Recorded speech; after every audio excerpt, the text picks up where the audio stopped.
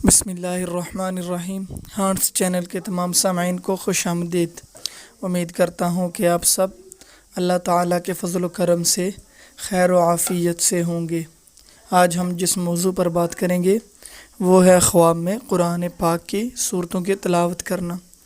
Video شروع کرنے سے پہلے آپ تمام سامعین سے گزارش کی جاتی ہے کہ ہمارے چینل ہارٹس کو ضرور سبسکرائب کریں اور ساتھ لگے بیل آئیکن کو بھی پریس کریں تاکہ ہر نئی آنے والی ویڈیو آپ تک پہنچ سکے۔ تو بڑھتے ہیں اپنے عنوان کی طرف۔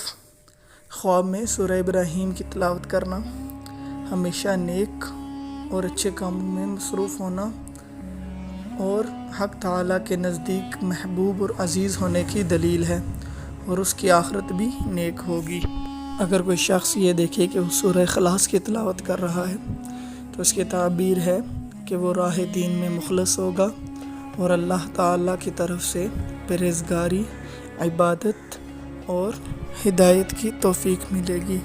اگر کوئی شخص یہ دیکھے کہ وہ سورہ شمس کی تلاوت کر رہا ہے تو اس کے ہاتھ سے کوئی فاسد کام ہونے کی دلیل ہے اور وہ بلاؤں سے بھی محفوظ رہے گا۔ اسی طرح اگر صاحب خواب یہ دیکھے کہ وہ خواب میں سورۃ الفتح پڑھ رہا ہے تو اس کو ہر طرف سے فتح و کامرانی حاصل ہوگی۔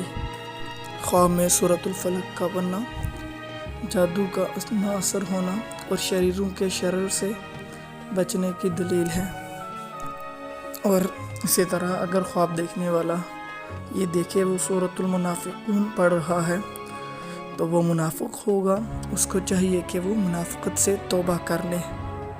خواب میں سورۃ النور کا پڑھنا دل کے علم و حکمت سے منور ہونے کی دلیل ہے۔